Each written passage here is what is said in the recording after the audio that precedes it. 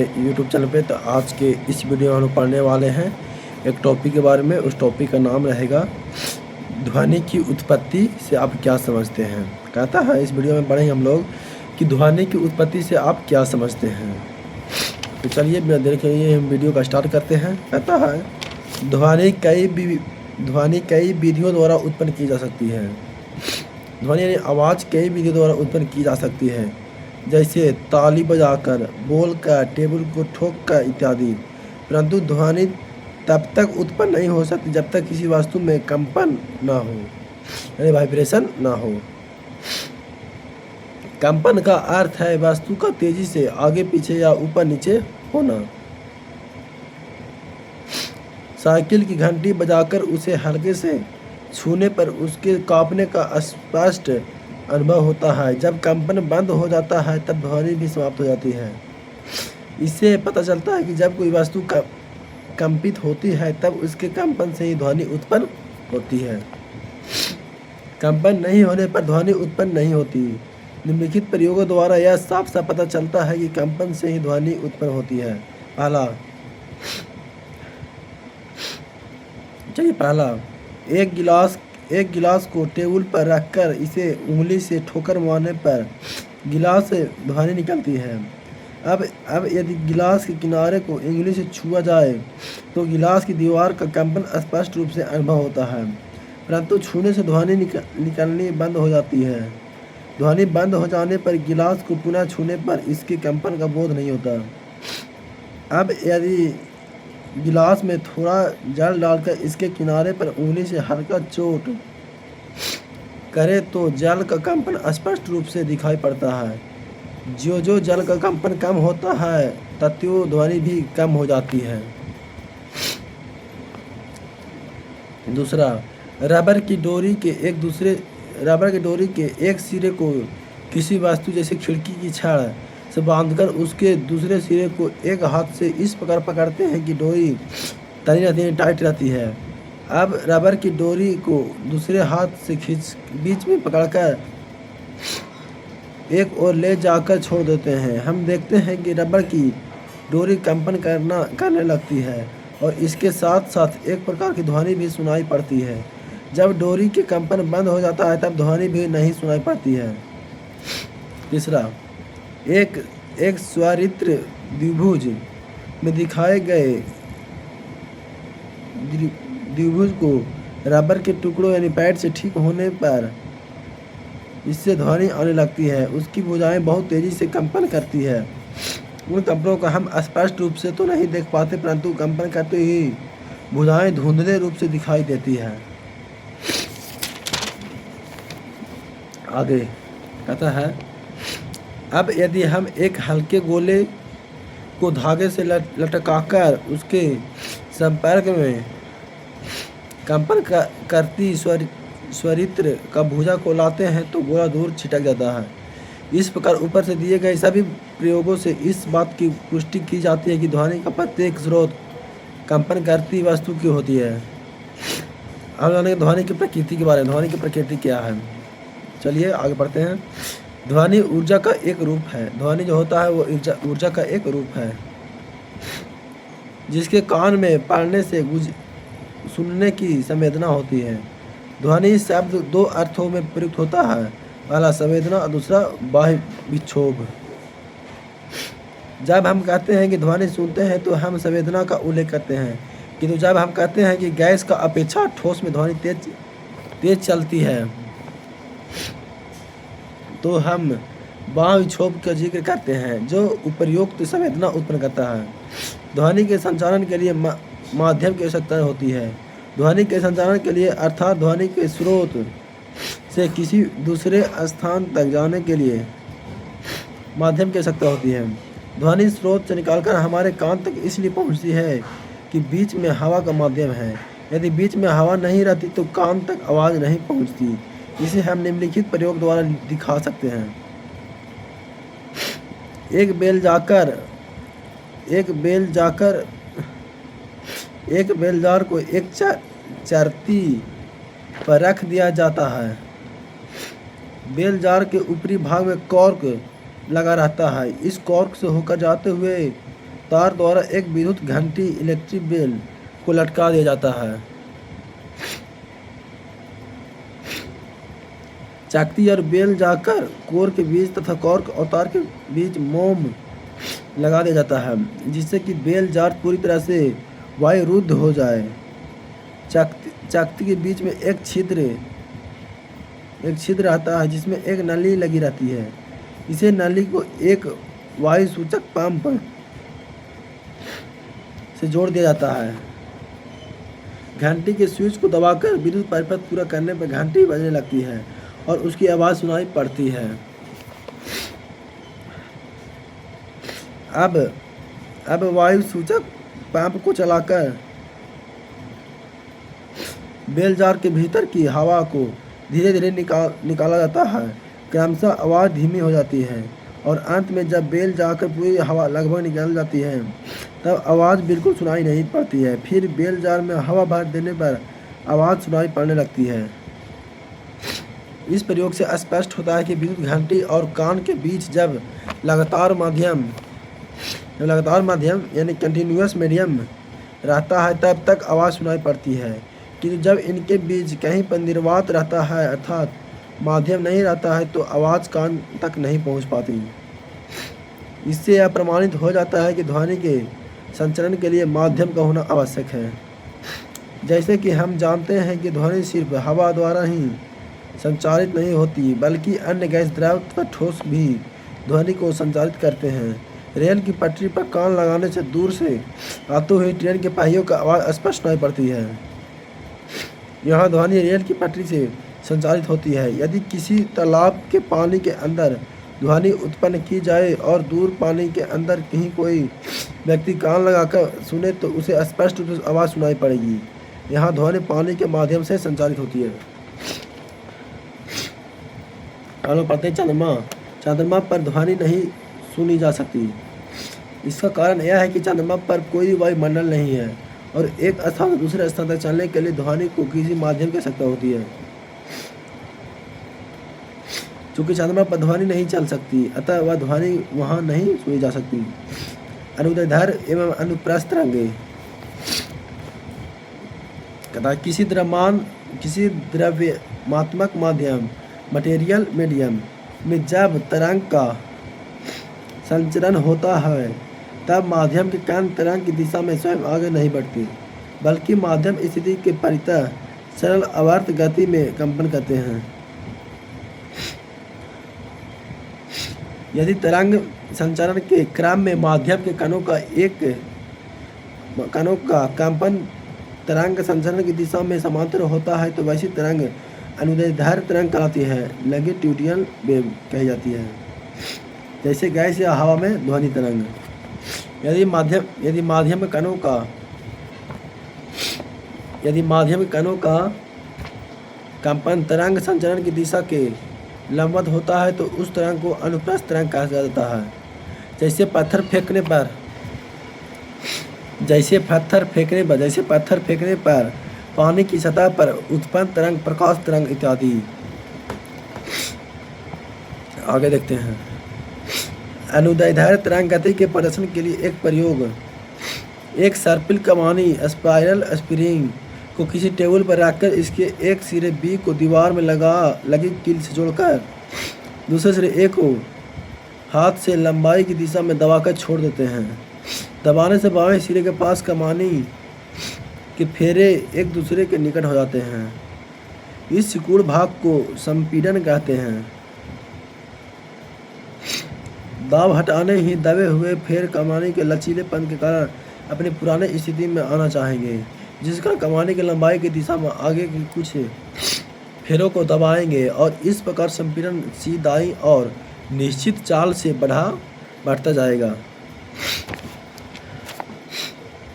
आगे अब यदि कमानी के सिरे ए को बाईं ओर खींचकर छोड़ दिया जाए तो इस सिरे के पास कमानी के फेरे एक दूसरे से दूर होकर फैल जाएंगे।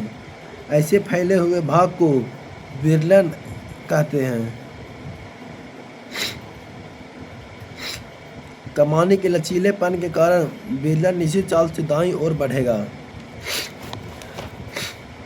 यदि यदि सर्पिल कमीनों के सिरे एक को किसी ऐसे ढोलक से जोड़ दे जो कमानी की लंबाई की दिशा में दोलित हो, तो कमानी पर एक के बाद एक संपीड़न तथा विरल उत्पन्न होंगे और ये निश्चित चाल से आगे बढ़ते जाएंगे, किंतु कमानी के फेरे आगे नहीं बढ़ेंगे, केवल अपनी विरामावस्था की स्थिति में आगे पीछे कंपन करेंगे। कमानी के फेरे पर कागज के छोटे टुकड़े को रखकर यह आसानी से देखा जा सकता है। अनुदैर्ध्य तरंग संपीड़न और विरलन के रूप में पैदा होती है और यह संपीड़न तथा एक विरलन द्वारा एक तरंग की रचना होती है। अनुप्रस्थ तरंग गति के प्रदर्शन के लिए एक प्रयोग। 3-4 मीटर लंबी डोरी के एक सिरे को दीवार में लगे हुक से बांध दिया जाता है। डोरी की ढील रखकर उसके दूसरे सिरे को उसकी लंबाई की लंबवत दिशा में तेजी से दोलित किया जाता है। देखा जाता है कि डोरी पर एक सिरे से दूसरे सिरे तक विक्षोभ आगे बढ़ता है। डोरी के कण आगे नहीं बढ़ते, वे केवल तरंग गति की दिशा में लंबवत दोलन करते हैं। इस प्रकार की तरंग को अनुप्रस्थ तरंग कहा जाता है। अतः अनुप्रस्थ तरंग वह तरंग है जिसके माध्यम के कण अपनी माध्यम स्थितियों पर तरंग के संचरण की दिशा में लंबवत गति करती है। यह ध्यान देने योग्य है कि इन तरंगों के संचरण के लिए द्रव्यनात्मक माध्यम की आवश्यकता होती है। अतः इन तरंगों को यांत्रिक तरंगे कभी कहते हैं। यांत्रिक तरंगे सुपरिचित तरंगे हैं क्योंकि बहुधा हम उन्हें दैनिक जीवन में देखते हैं। इसके समानांतर उदाहरण जल की सतह पर उत्पन्न तरंगे, ध्वनि तरंगे, तनी हुई डोरी पर उत्पन्न तरंगे इत्यादि।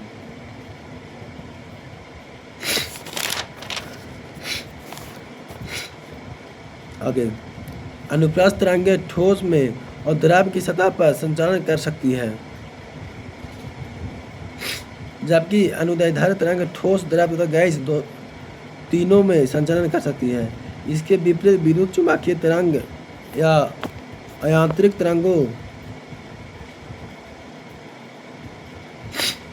के संचालन के लिए द्रव्यमात्मक माध्यम की आवश्यकता नहीं होती है। यह निर्वात में भी संचालन कर सकती है। हवा में ध्वनि के संचालन की क्रियाविधि। ध्वनि की उत्पत्ति के लिए किसी वस्तु के कंपन तथा ध्वनि के संचालन के लिए किसी द्रव्य या पदार्थ अर्थात माध्यम की आवश्यकता होती है। ध्वनि स्रोत और कान के बीच माध्यम प्रायः हवा होती है। हवा में ध्वनि किस रूप में चलती है, इस प्रश्न को उत्तर जाने के लिए कंपमान स्वचित्र द्विभुज की एक भुजा पर विचार करते हैं।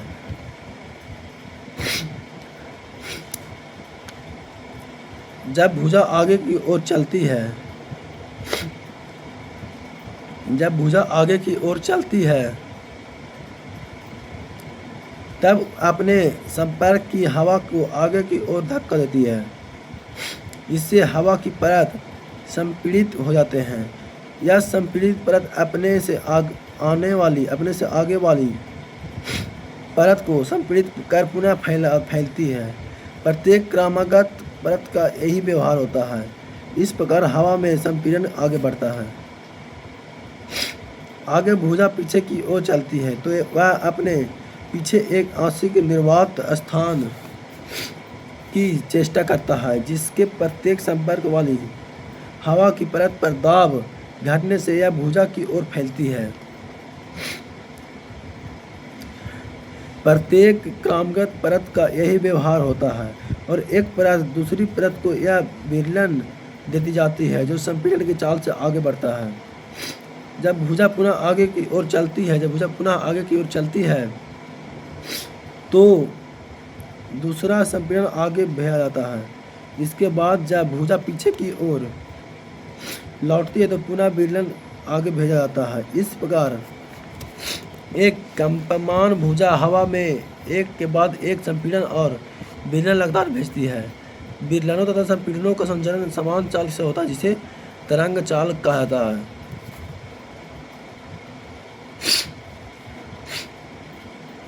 स्वरित्र स्वरित्र द्विभुज के एक आवर्त काल में एक संपीड़न और एक विरलन आगे बढ़ते हैं।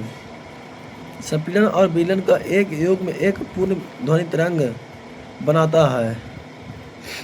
अतः संपीड़नों को एवं विरलनों का क्रमबद्ध रूप से किसी माध्यम में संचारित होना ध्वनि तरंग का संचालन कहा जाता है।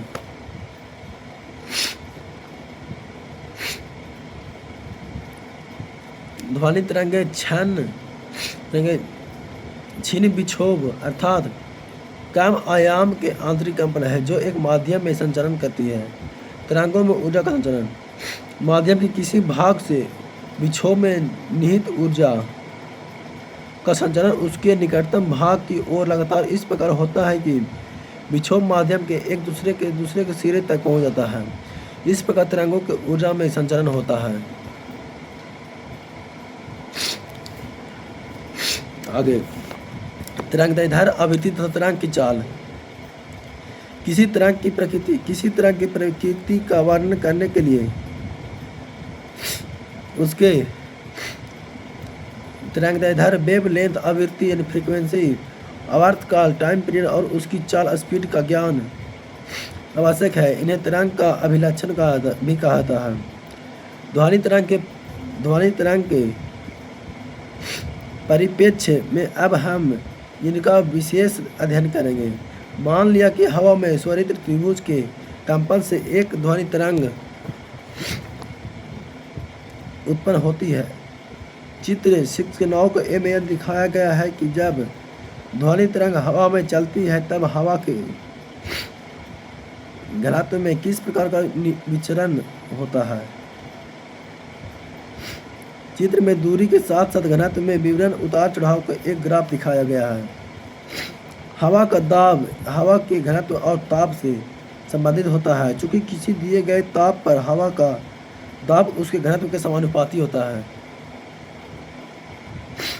इसलिए दूरी और दाब के बीच के ग्राफ को प्रकृति भी समान होगी।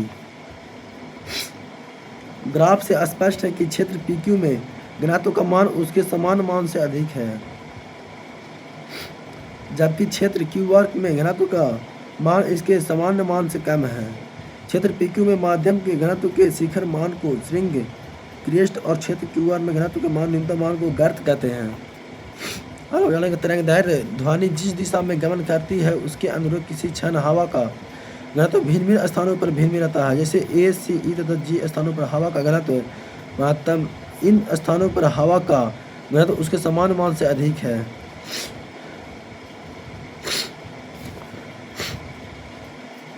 परंतु B, D तथा F स्थानों पर हवा का घनत्व न्यूनतम है और हवा के समान घनत्व से कम है। किसी ध्वनि स्रोत के लिए महत्तम घनत्व के दो क्रमगत स्थितियां जैसे दर्शाया गया है कि बीच की दूरी समान रहती है। इसी प्रकार न्यूनतम घनत्व के दो क्रमगत बिंदुओं जैसे B और D के बीच की दूरी समान रहती है। दो क्रमगत महत्तम अथवा दो क्रमगत न्यूनतम स्थितियों के बीच की दूरी को तरंगदैर्ध्य कहते हैं, वेवलेंथ कहते हैं।